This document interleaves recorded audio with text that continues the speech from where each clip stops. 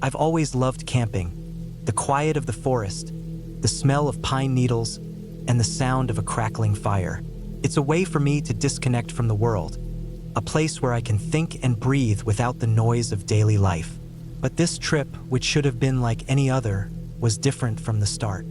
It was late autumn, around late October. I had just turned 32 and was feeling the pressure of work, family, and everything else. I needed some time to myself.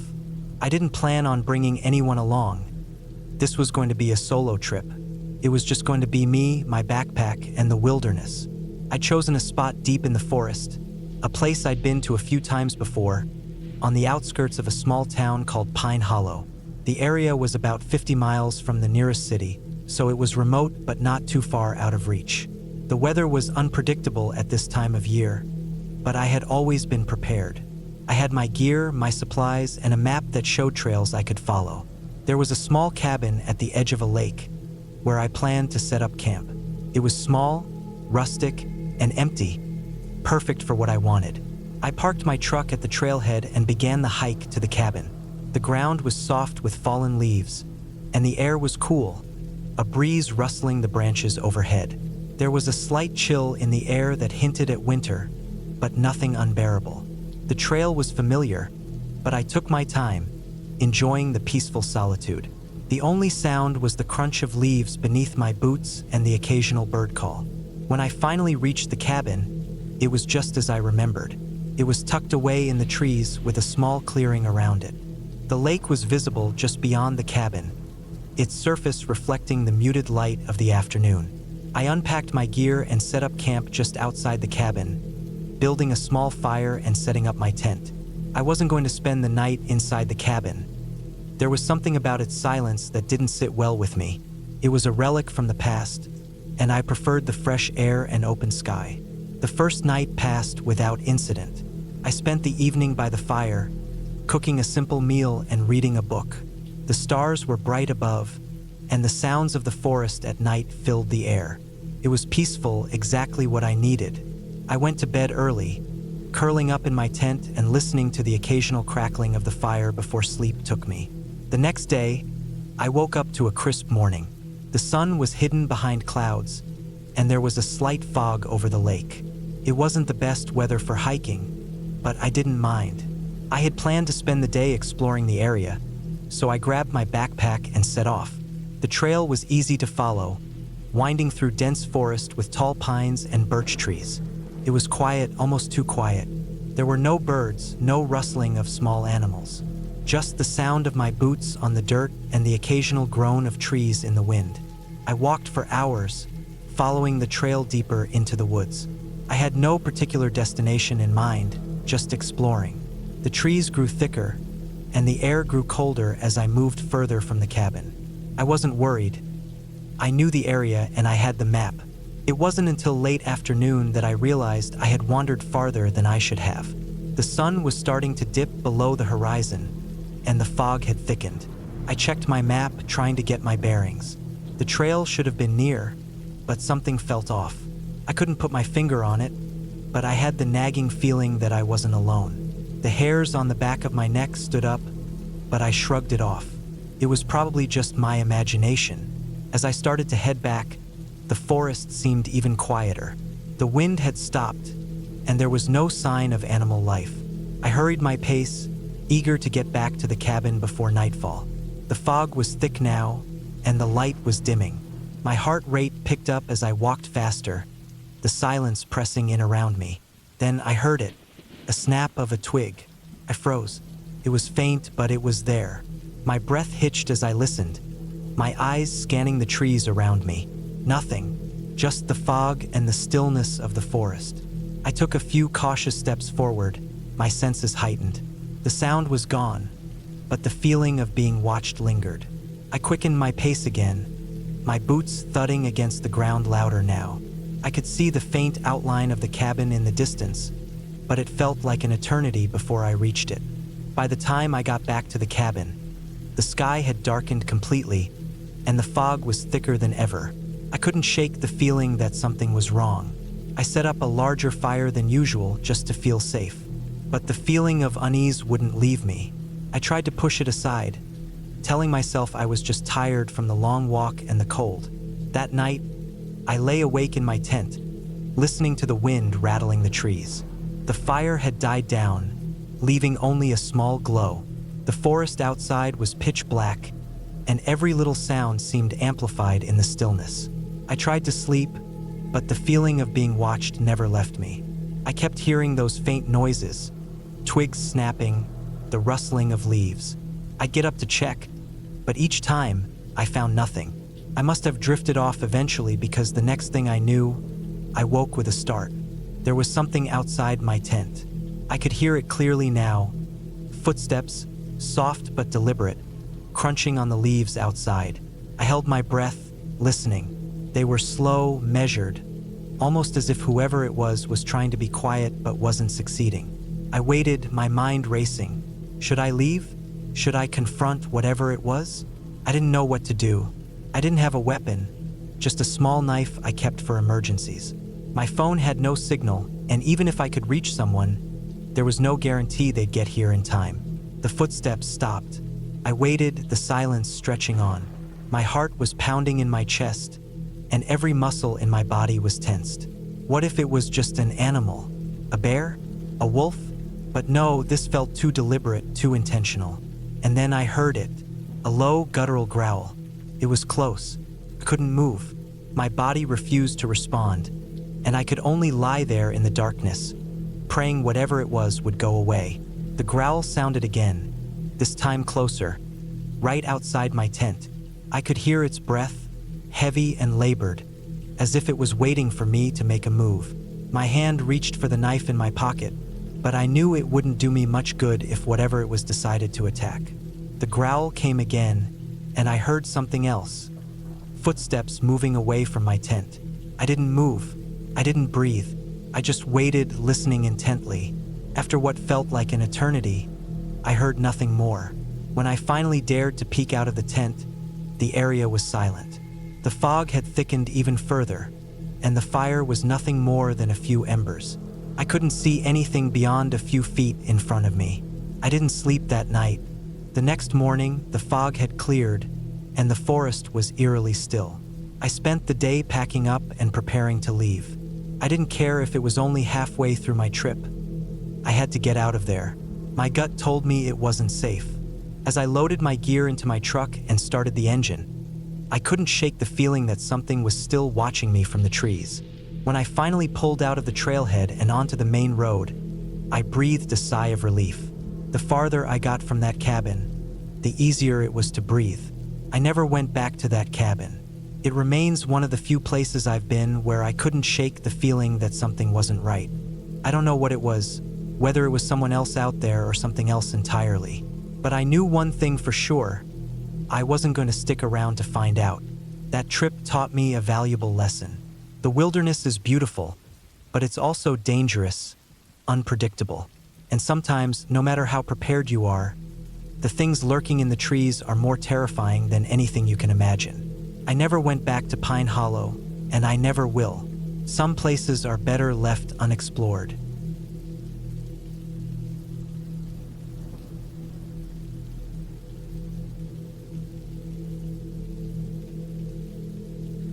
It was early autumn when I decided to head out for a hunting trip. The air had a chill to it, but it wasn't unbearable. It was that kind of weather where the leaves crunch under your boots. The smell of pine needles mixes with the cool, crisp air, and the sky has that soft gray hue as the clouds start to move in. I needed this, a chance to get away from the noise of the city, the grind of daily life, and just reconnect with nature. The plan was simple: head out to a secluded spot, set up camp, and hunt for a few days. I packed up the truck with all the essentials: my rifle, camping gear, food, water, a few changes of clothes, and some tools. I loaded everything up with care, making sure not to forget anything important. After a final check, I started the engine and hit the road. The drive was long, maybe a couple of hours, but the quiet of the forest kept me calm, allowing me to unwind a bit before getting to the actual work of setting up camp and hunting. The location I'd chosen was deep in the woods, near a small creek that ran through the valley.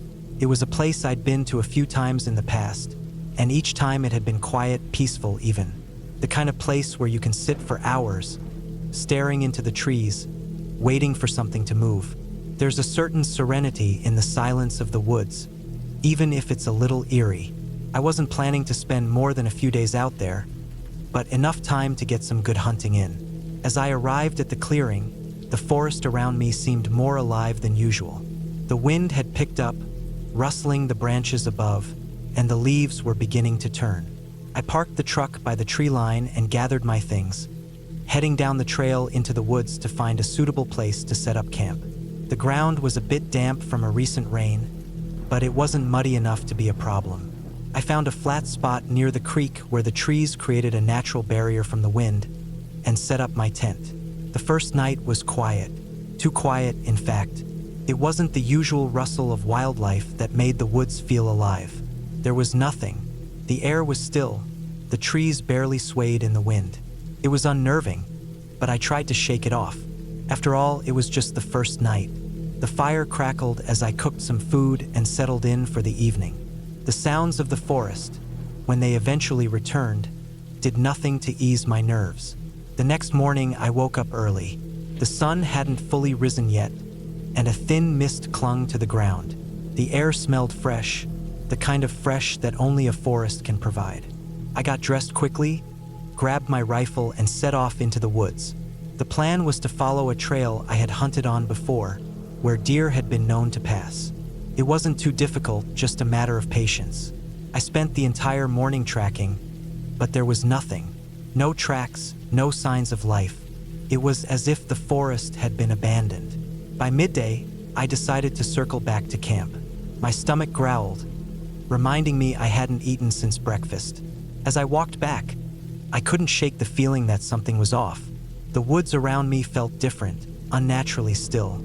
Even the creek, which usually had a soft murmur, was eerily quiet. I quickened my pace, trying to shake off the unease. The sun was beginning to dip behind the trees, casting long shadows over the path ahead. I reached camp just before dark. The fire was still smoldering, but something was wrong. The air felt colder, and there was a strange smell, a mix of damp earth and something metallic. I paused, my hand resting on the tent flap, listening intently. My heart began to race as I strained to hear anything, but there was nothing. No animals, no birds, not even the wind. I felt an unsettling twinge in my gut, but I pushed it aside. I had come out here to hunt, not to be scared by the woods. I decided to keep the fire going through the night, hoping that would help me feel less vulnerable. The firelight flickered as I cooked a quick meal, trying not to think about the strange feeling that had settled in my chest. After eating, I went to bed, the constant tension in my mind keeping me from falling into a deep sleep. I heard the occasional twig snap, but I couldn't tell if it was the wind, an animal, or something else. At around 2 a.m., I was jolted awake by a sound outside my tent. It was a low, distant crack, like a tree branch snapping under the weight of something heavy. I lay there in the dark, holding my breath, trying to listen more closely. The silence returned, but it was unsettling. I couldn't tell what had made the noise, but it didn't feel like any animal I knew. I grabbed my rifle and crept out of the tent, scanning the surrounding area. The fire had died down to embers, casting faint shadows in the dark. I didn't see anything, but the air felt thick. As I stepped farther into the clearing, I noticed something that made my skin crawl.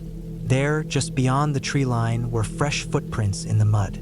They were large, with a strange shape to them, almost like boots, but far too wide for any human foot. I bent down to get a closer look. They weren't animal prints. They were too large and too defined, as if someone or something had walked through the mud only a few hours ago. My mind raced as I looked around, but there was nothing else in sight. The eerie silence returned, and for a moment, I just stood there, not knowing what to do. After a long while, I decided to follow the tracks. I felt an overwhelming need to understand what was going on, even if it was dangerous. I took slow, careful steps, following the prints deeper into the woods. My rifle was tight in my grip, my senses on high alert. The further I walked, the more isolated I felt, and the more unnatural the forest seemed. The trail led me down a slope to a small ravine where the ground was softer, and the footprints became clearer. The air had turned cold, and I could feel a tingle at the back of my neck. I had no idea what I was following, but the feeling of being watched grew stronger with every step. I didn't know how long I had been walking when I finally stopped, noticing something strange up ahead. In the dim light, I could make out a figure standing motionless in the clearing. It was too far to make out any details, but it was definitely human-shaped. I felt the hairs on the back of my neck stand up. My heart was hammering in my chest, but I didn't move. My instincts told me to stay hidden, but I was too curious, too terrified to retreat. I stayed where I was, watching as the figure remained still. Then, without warning, it started moving, not toward me, but away from me.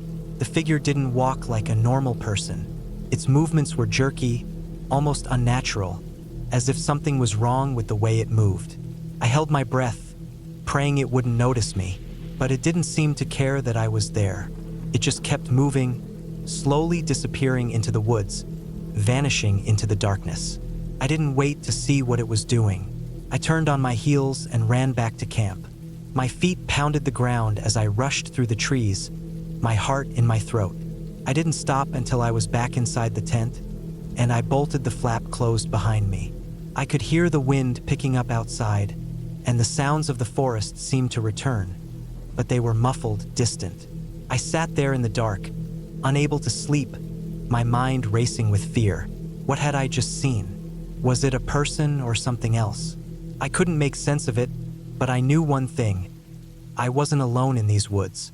Not anymore. I stayed up all night, clutching my rifle, listening for any sign of movement.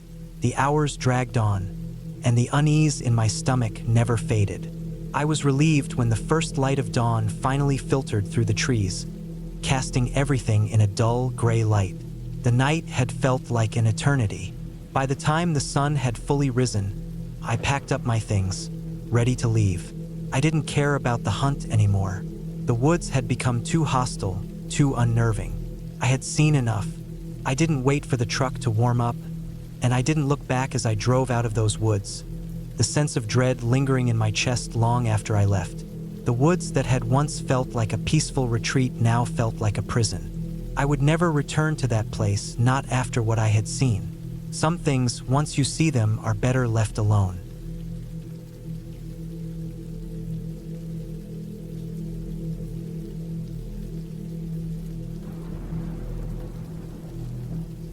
It was supposed to be a peaceful weekend getaway in the Australian bush, something to break away from the grind. My name's Adam, and I'm 32 years old. I've been camping for years, but this time I was alone. I needed the space. My friends had bailed at the last minute, so I found myself driving out into the wilderness near the Grampians National Park, an area known for its beauty and solitude. I drove out on a Friday evening, the sun low in the sky as I made my way down the dusty roads, passing through small towns where the only sound was the hum of my engine. The isolation wasn't a problem for me. If anything, it was a relief. No one around for miles, no phone service, just the sounds of nature. When I finally pulled into the campsite, it was just past dusk. There were a few other campers, but no one too close. I set up my tent and made a fire, trying to get a sense of the area. I'd brought enough food and water for the weekend, so I wasn't planning on going into town for anything. After a quick dinner of beef stew and crackers, I sat back, leaned against a rock, and let the quiet wash over me. There's something calming about being so far removed from everything, and as the stars came out, I couldn't help but feel a sense of peace. The only sounds were the crackling of the fire and the distant call of birds, their noises echoing across the trees. But then, I heard something strange. It wasn't an animal or a bird. It wasn't the wind either. It was a faint rustling, almost like footsteps on dry leaves. My eyes scanned the area around the camp, but all I could see were the towering trees and the dim light from the fire. I sat still, listening carefully, but the sound stopped as suddenly as it had started. I tried to brush it off, convincing myself it was just an animal or the wind playing tricks on me. But the unease lingered. I added more wood to the fire and forced myself to focus on the crackling flames. A few minutes later, I heard it again. The rustling sound was closer this time.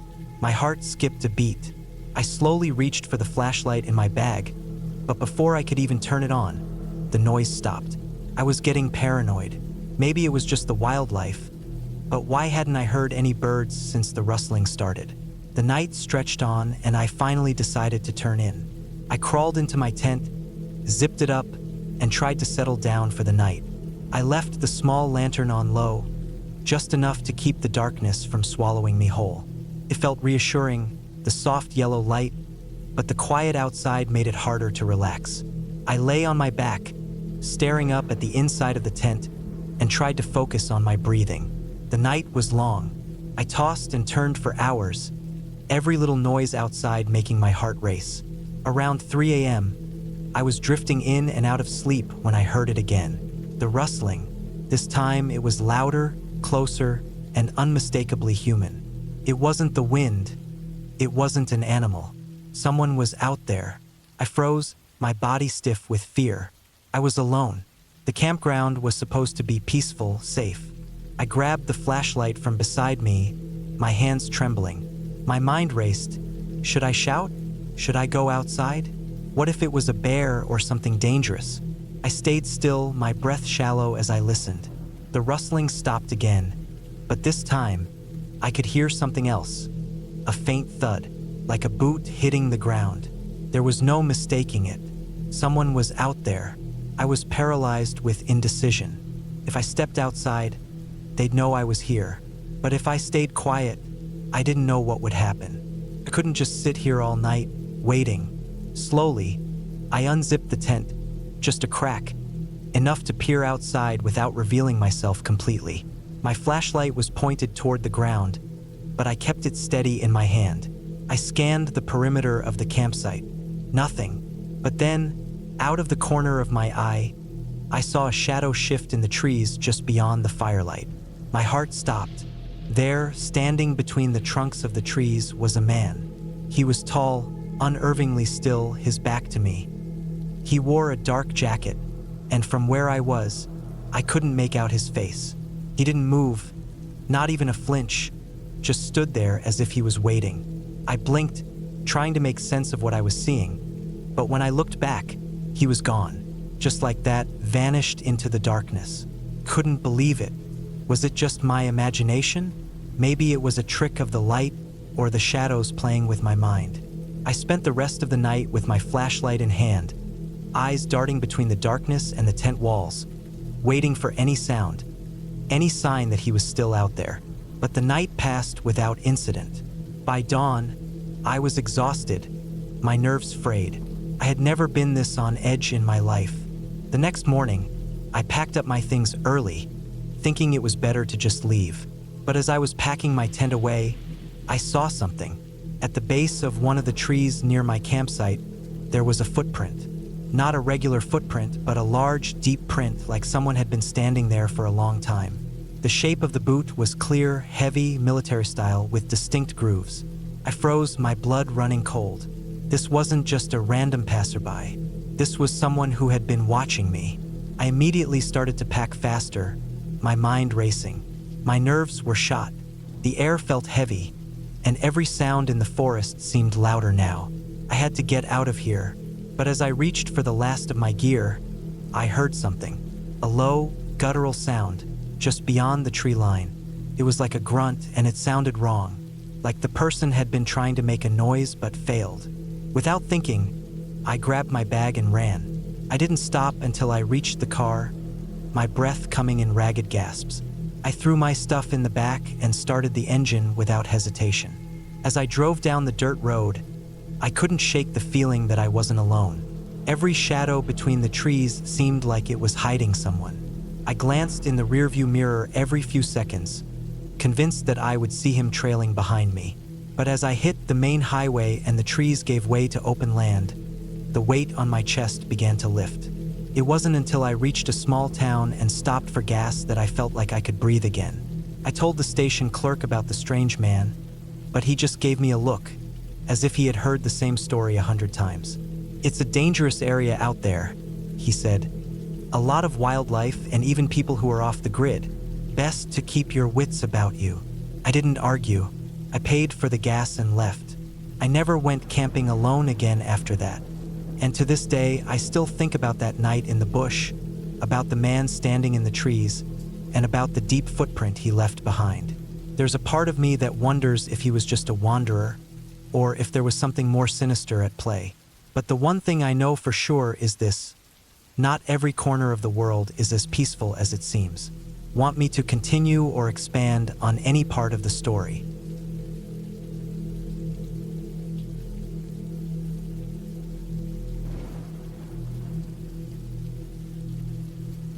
It was the kind of trip I hadn't expected to take. I had worked for my boss, Brian, for a few years now. He was a straightforward guy in his early 40s with a dry sense of humor and an almost obsessive passion for his work. But when he invited me to go camping with his family, including his grandmother, I didn't think much of it. I mean, I had no reason to suspect anything strange would happen. It was just a camping trip. Nothing more, nothing less.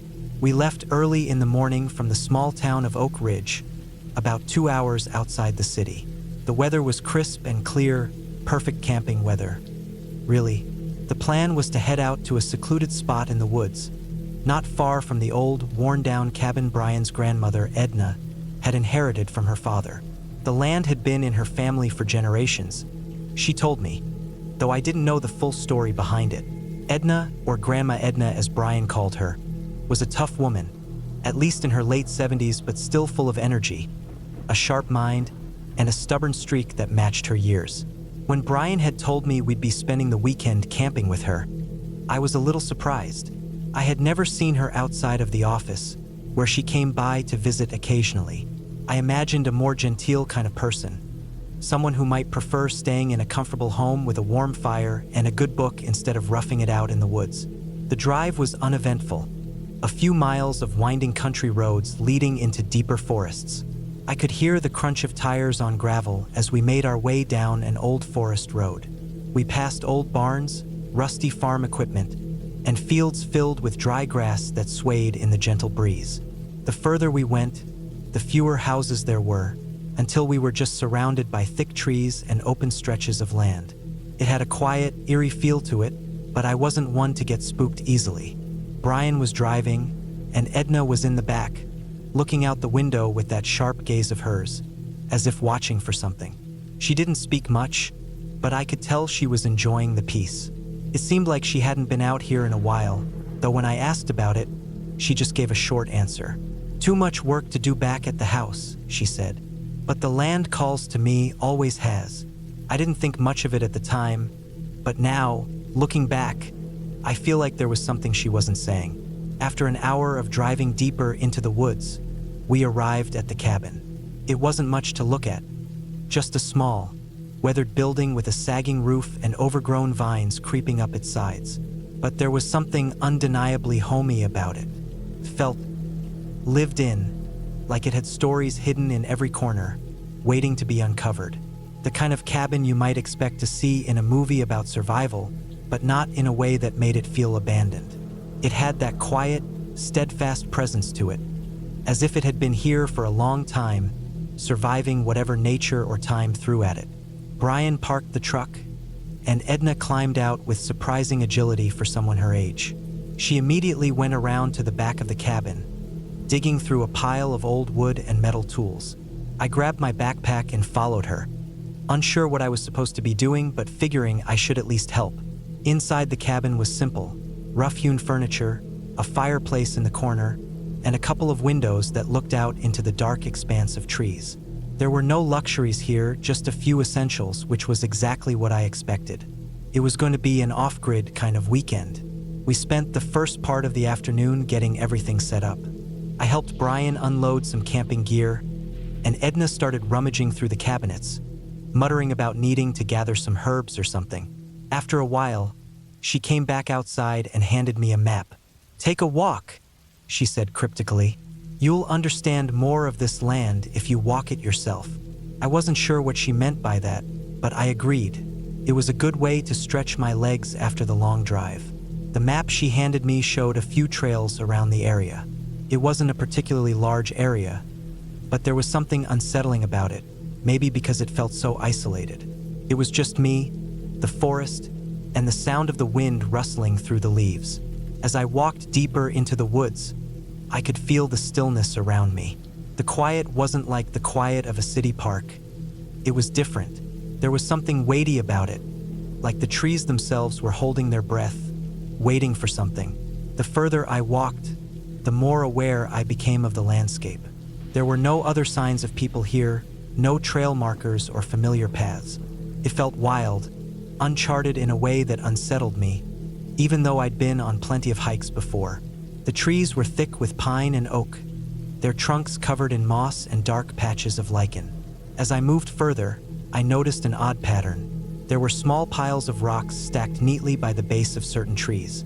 It wasn't enough to be a trail, but it was strange enough to catch my attention. I walked past several of them, but the deeper I went into the woods, the more I saw.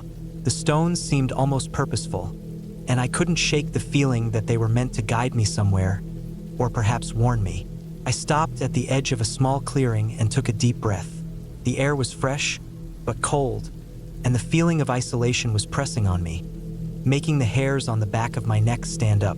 That was when I noticed it, a figure standing at the far end of the clearing, just beyond the trees. It was tall, too tall, and its silhouette didn't seem quite right. It was like the shape of a person but distorted, the limbs elongated, and the outline too smooth, too unnatural. My heart started to race, but I forced myself to stay still. I couldn't be sure what I was looking at. Maybe it was just the shadows playing tricks, or maybe I had spent too long alone in the woods. But whatever it wasn't normal. I took a few slow steps backward, trying not to make any noise. My breath felt shallow in my chest. I turned quickly and walked back toward the cabin, my mind racing. I didn't look back, but the feeling of being watched never left me. When I returned, Edna was sitting by the fire outside the cabin, her sharp eyes glinting in the light. She didn't say anything about my trip, but I could tell she had noticed something had shifted in me. Brian was cooking something over the fire, humming softly to himself, oblivious to whatever it was I had just encountered. That night, the feeling of unease didn't go away. I couldn't sleep, and every rustling outside the cabin made me jump. The wind howled through the trees, and for some reason, I couldn't shake the feeling that something, or someone, was out there, watching.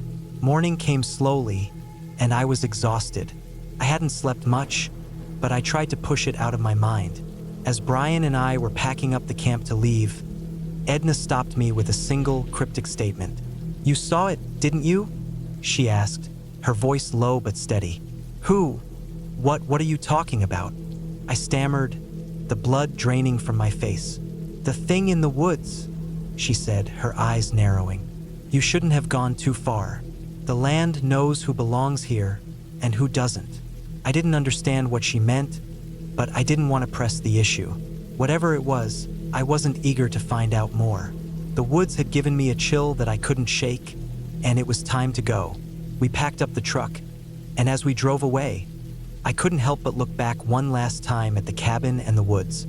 I felt a weight in my chest, a feeling I couldn't explain but knew was real. Whatever it was out there, it hadn't been friendly. But maybe it was more than just the land. Maybe there was something deeper, something older, at play. As we drove back through the winding roads, Edna didn't say a word. She just stared out the window, as if she had seen it all before. I never asked her again about the strange feeling in the woods. Some things are better left unexplored. We left the woods behind, but the memory of that night never left me. I don't think I'll ever truly understand what happened out there, but I know this much: it wasn't a coincidence. Whatever was in those woods wasn't just nature. It was something more, something ancient, and it had made it clear that it wasn't going to let anyone forget.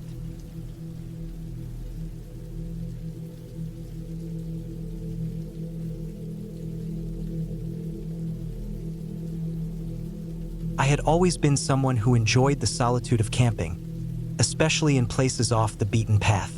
It was about the peace, the quiet, and the connection to nature that seemed to help me reset my mind. That's why I picked the remote spot in the wilderness of southern Wyoming in 2018. I had been there before, small, rustic, and hidden enough to keep the tourists away. It was a place where I could just be alone and think, far away from the distractions of my everyday life. The weather was typical for the time of year. Fall had settled in, and the chilly air bit at my skin in the early mornings, while the days were bright and crisp. The leaves had started turning color, casting vibrant reds and yellows all over the ground. I set up camp quickly, putting up my tent and starting a fire. There wasn't another soul in sight, and I relished in that feeling of being truly isolated. As the sun dipped below the horizon, the forest around me seemed to grow darker, the shadows stretching long and eerie between the trees. I stoked the fire, letting its warmth push back against the biting cold. The occasional crackling of the wood and the distant rustle of wildlife were the only sounds that filled the air. I was used to the noises of the woods by now. Deer, foxes, maybe a bear if I was unlucky, but none of them ever posed much danger. It wasn't a hostile environment. It was wild, yes, but it was my kind of wild. There was a stillness that came with being out there, something grounding, even spiritual. That night, though, something felt different. Around midnight, I woke up with a start. The fire had died down to nothing more than embers, and the air felt colder than it had just a few hours ago. I tried to roll over and go back to sleep, but an odd feeling prickled at the back of my neck. The kind of feeling that says something isn't right, even though you can't see it or hear it. I lay still for a moment, listening. At first, I thought it was the wind, but there was something off about the silence. It felt too complete, as though the usual sounds of the forest had been swallowed up by something. No crickets chirping, no rustling leaves, just the sound of my own breath. Then I heard it, a soft crunch. It was so faint that I almost convinced myself it was just my mind playing tricks. But then there was another crunch, followed by a shuffle of leaves. And then another. Slowly, I sat up, my heart starting to beat a little faster. I couldn't see anything from my tent, and the flashlight I had left outside the tent was useless now. The batteries had died hours ago. The dark was thick, and the forest felt unnervingly still. The noises continued, getting closer. Whoever or whatever was out there was moving quietly, but not quietly enough to hide the sound of footsteps crunching on the dried leaves. I grabbed my knife from my backpack and slowly unzipped the tent. I didn't want to make any noise, but I had to know what was out there. I poked my head out cautiously, my eyes scanning the trees around me. Nothing. The forest was still as ever, the trees casting long shadows under the dim light of the half-moon. But I knew something was wrong. The way the air felt, the way the wind had stopped. There was something unnatural about it. I waited for a while, straining my ears to pick up any more sounds. The crunching had stopped, but I wasn't about to trust the silence. I grabbed a flashlight from my pack and flicked it on, casting a narrow beam of light across the campsite. And that's when I saw it. A figure standing motionless just outside the range of the flashlight. At first, I thought it might be another camper or someone who had wandered too far off the trail. But no one in their right mind would be out here in the middle of the night, this deep into the woods. The figure was tall, thin, and dressed in what looked like layers of tattered clothing. But there was something about it that felt wrong. The way it stood, so still, almost unnaturally so. It wasn't moving, wasn't reacting to the light. It was just there, watching. I froze. The hairs on the back of my neck stood up. My breath came out in shallow bursts. I wanted to call out, ask if they needed help, but I knew something wasn't right. I could feel it in my gut. This person, if that's what it even was, wasn't lost. They weren't looking for directions. And then it moved, slowly at first, but with an unsettling grace. It started walking towards me, its movements deliberate, calculated. I could see it more clearly now, and it made my stomach twist. The face, if you could call it a face, was covered by something. A mask? A shadow? It was hard to tell, but the figure had no intention of stopping. I scrambled to my feet, heart hammering in my chest. Without thinking, I grabbed my knife and stepped out of the tent. My mind raced as I tried to figure out what to do next. Fight? Run? I was too far from the nearest road for help to reach me in time. The figure stopped when it was about 15 feet from me. It tilted its head slightly, as though studying me. I stood still, trying to make myself as small as possible, hoping the darkness would swallow me up. Didn't. The figure continued to advance. Then it spoke, not with words, but with a low, guttural sound that seemed to vibrate in my chest. A grunt, maybe, a growl. It was like nothing I had ever heard before, and it sent a wave of ice-cold terror through me. Every instinct screamed at me to run, but my legs felt frozen. I was trapped. The figure took another step closer, and I could see the details more clearly now. Its clothes were in tatters, worn from long use, but there were strange patterns sewn into the fabric. Symbols. Something familiar, something I couldn't place. The mask. It wasn't a mask, but a piece of leather stretched across its face, with jagged holes for eyes. I could see the faint glow of light through those holes, as though its eyes reflected the flashlight's beam. I couldn't move. Then, just as suddenly as it had appeared, the figure stopped. It stood still again, staring at me as if weighing me up. I didn't know what it wanted, but I was certain it wasn't good. And then, without warning, it turned and walked away, disappearing into the darkness of the woods as silently as it had come. I didn't know how long I stood there after it left. The fear was so intense that my body felt like it was made of stone. I couldn't move, couldn't breathe. But eventually, the terror ebbed, leaving me feeling weak and shaken. I slowly made my way back to the tent, heart pounding in my ears. I tried to rationalize what had just happened. Maybe it was a hunter, some weirdo who had gotten lost. But no, that didn't make sense. Hunters didn't act like that. They didn't stalk you, watch you from the shadows, and then leave without a word. As the minutes passed, I thought about what to do. I was alone. I was far from help. I couldn't just pack up and leave in the middle of the night, especially with the chance of running into whatever or whoever that thing had been. I stayed awake the rest of the night, listening for any sign of movement. Nothing came. The forest was silent once again, as though the encounter had never happened. The next morning, I packed up my things, taking one last look around the campsite before I left. I didn't feel the peace I usually did after a camping trip. Instead, I felt unsettled, disturbed. The feeling of being watched lingered in the back of my mind. I drove back down the mountain, telling myself that I was overreacting, that it had been a fluke.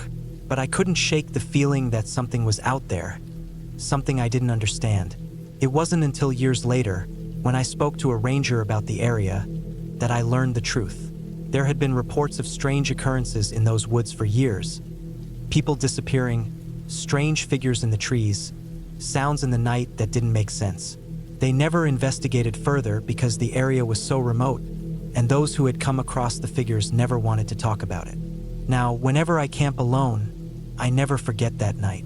It's been years, but I still feel it, an unease that never quite leaves. And sometimes, when I'm out there, I can't help but wonder if that thing is still out there, waiting.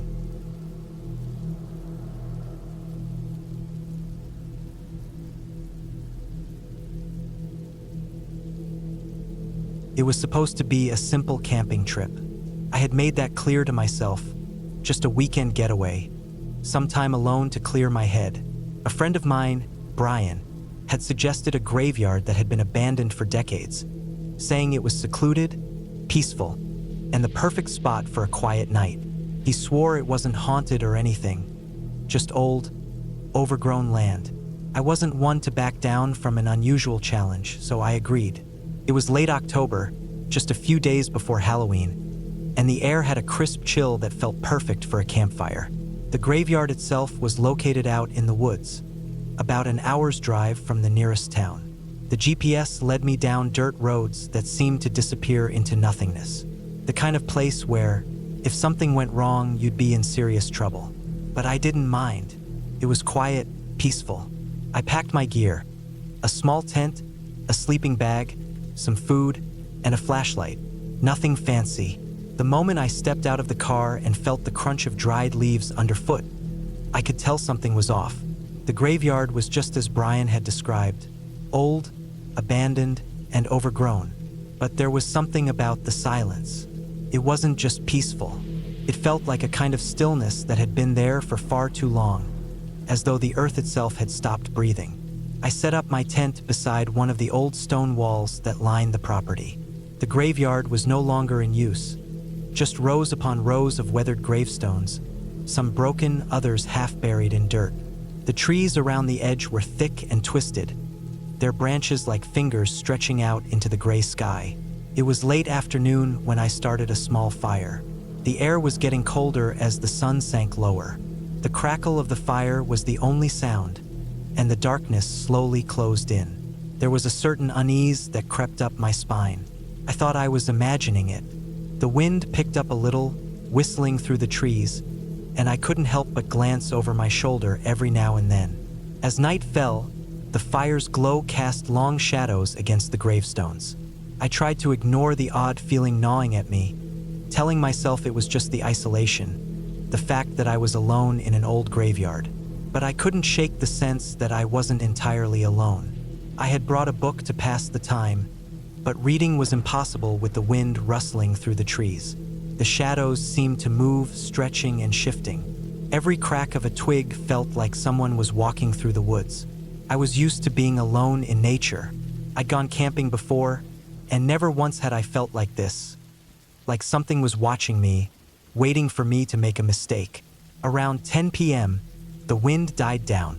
The quiet was almost deafening. I decided to call it a night. I slipped into my tent, zipped it up, and tried to get some sleep. But sleep wouldn't come. It wasn't until around midnight that I heard it. Footsteps.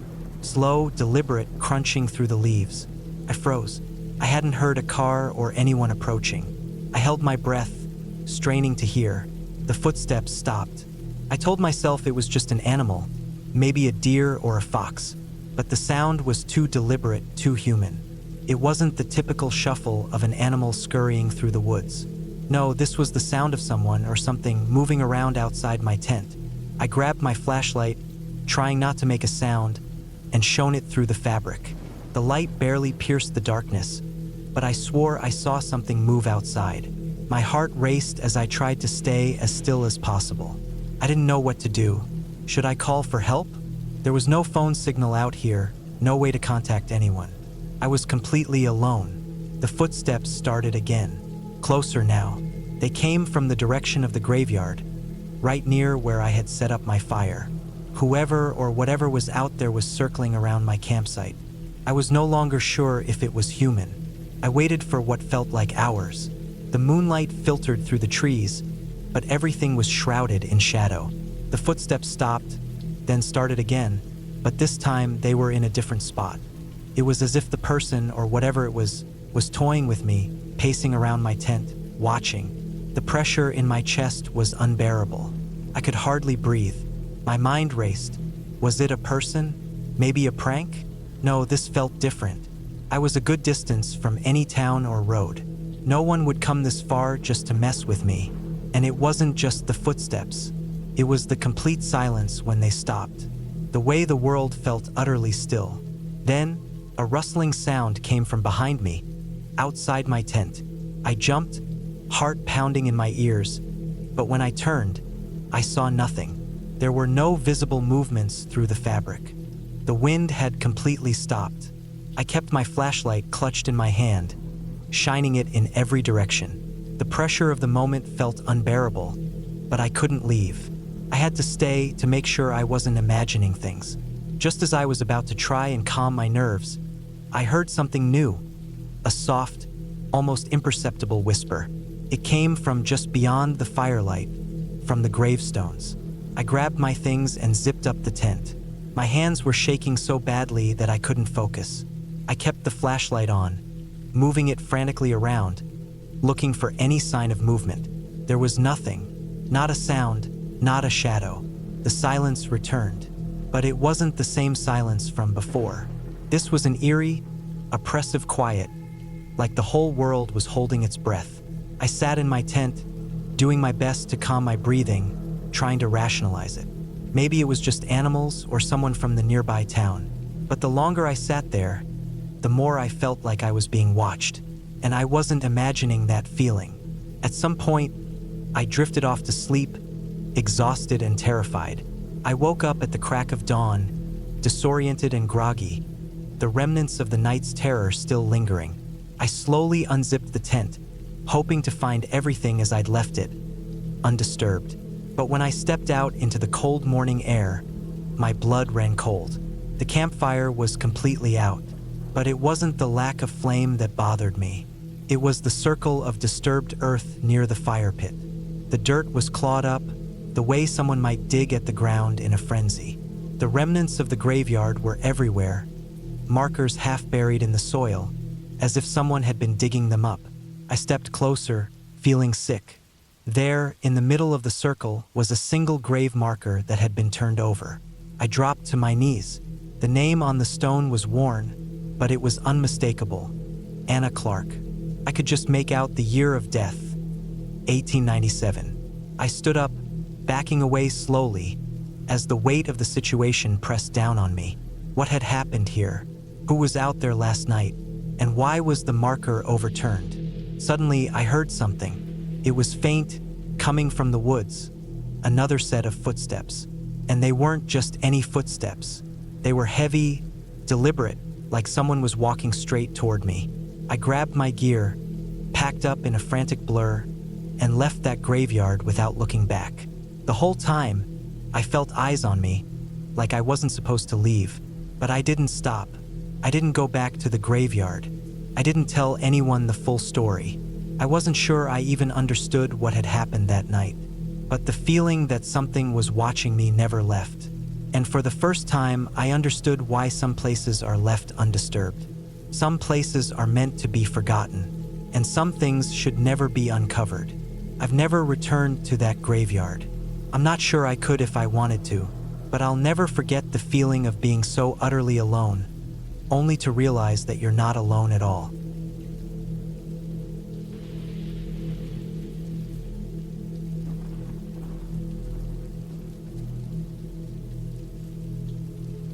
It was one of those nights when everything feels too quiet, even with the constant pitter-patter of rain against the tent. The kind of night where the forest feels like it's holding its breath, and every rustling leaf or snapping twig seems amplified.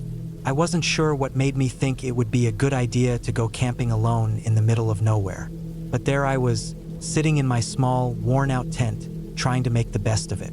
It was supposed to be a simple, peaceful weekend getaway, just me and the woods. It was early September. The air was still warm, but the rain had started that afternoon and didn't seem to want to stop. It was the kind of rain that soaked through everything, making the whole world smell of wet earth and pine.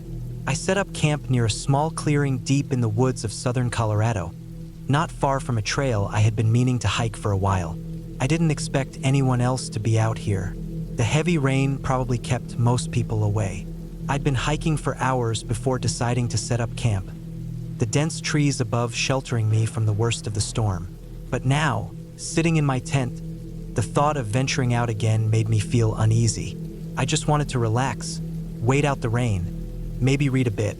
It had been a long time since I'd done something for myself like this. The only sounds I could hear were the rain and the occasional distant crack of thunder, so loud it felt like the sky was about to split.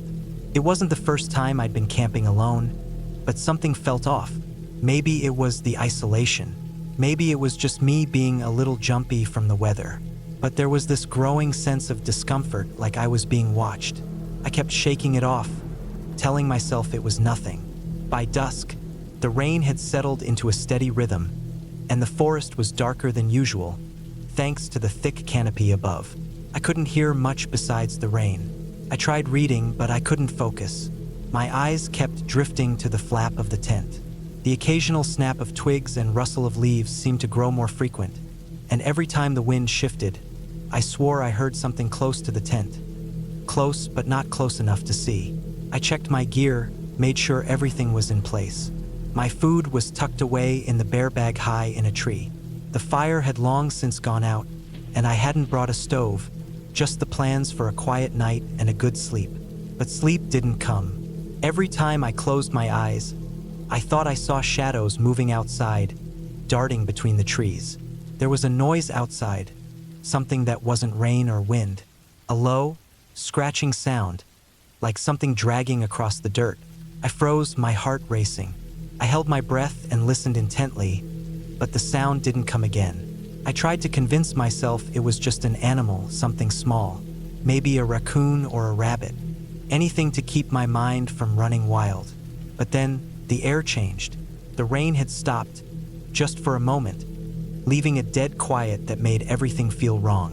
A thick fog began to creep in from the direction of the clearing, curling around the base of the trees, swallowing up the distance. It wasn't natural. Fog doesn't come that fast. My instincts screamed that I wasn't alone. I grabbed my flashlight from my pack, trying not to make any noise. I didn't want to attract whatever was out there. Slowly, I unzipped the tent, just enough to peek out.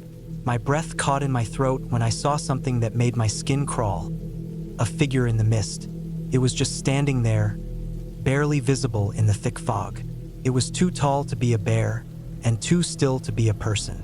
I closed the tent flap quickly, heart pounding. I told myself it had to be my mind playing tricks. Maybe it was a reflection of a tree in the fog, or the shadow of something harmless. But the longer I sat there in the near darkness, the more I couldn't shake the feeling that something was out there, watching. It felt like hours before I worked up the courage to look outside again. I opened the flap just enough to peer out, shining my flashlight into the mist. There was nothing there. I exhaled slowly, feeling stupid. My eyes adjusted to the darkness, and I tried to calm myself. But then, just as I was about to turn away, I saw it. A figure, standing motionless just beyond the edge of my camp, not 20 feet away. It wasn't human. At least, I didn't think it was. It stood unnaturally still, almost like it was part of the shadows themselves.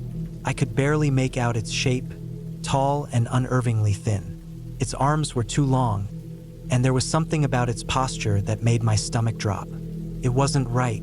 I quickly ducked back into the tent and held my breath. I couldn't tell if it had seen me or if it was even aware of my presence.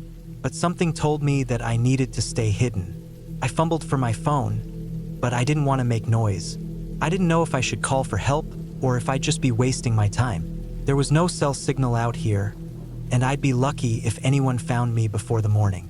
The minutes stretched on, each one more agonizing than the last. I had to force myself to breathe quietly, to not make a sound. I tried to focus on anything other than the figure outside. I thought about the trail I had hiked earlier in the day. I thought about the way the forest had felt too quiet, too still. The next sound I heard was a low, grating noise, like a groan or a growl, came from outside, just beyond the tent. I couldn't see it, but I could feel the weight of whatever was out there pressing in on me. My hand trembled as I held the flashlight, not knowing whether I should shine it or keep it hidden. I stayed still for what felt like an eternity, listening, waiting for any movement. But there was nothing, only the wind moving through the trees. Eventually, I couldn't take it anymore. My curiosity gnawed at me. I had to know what was out there. Slowly, I unzipped the flap, being as quiet as I could. I peeked out, shining the light into the fog. The figure was gone. For a moment, I thought I had imagined it, that my mind had played tricks on me. But the air still felt thick, too heavy. I couldn't shake the feeling that something wasn't right. I stayed close to the tent, crouched low, watching every movement of the fog, listening for any sound. Then, out of the corner of my eye, I saw something move, a shadow darting through the trees at the edge of the clearing. I couldn't make out the details, but it was fast, too fast. I turned my flashlight toward it, but it was already gone, swallowed by the fog. I didn't know how much longer I could stay. My mind was racing, and the fear was taking over. I was alone, in the middle of nowhere with someone watching me. I needed to get out, but I didn't know where to go. The trail was too far, and I'd never make it through the forest with the rain coming back. As I lay back in the tent, trying to keep as still as possible, I heard the unmistakable sound of footsteps in the wet leaves. They were slow, deliberate. It was impossible to ignore the fact that something was moving toward me. I closed my eyes and held my breath. Every part of me wanted to scream, to run, but I knew I had to stay quiet. The footsteps came closer. Then they stopped. I was sure my heart was about to burst from my chest. Then, without warning, The rain began again, soft at first, then harder. It was as if the world was washing away the tension, trying to drown out everything that was happening. And then, just as suddenly as it had come, the footsteps were gone. I waited and waited. Hours later, the fog had begun to clear, and the rain was nothing more than a light drizzle. The forest was still, as if nothing had happened.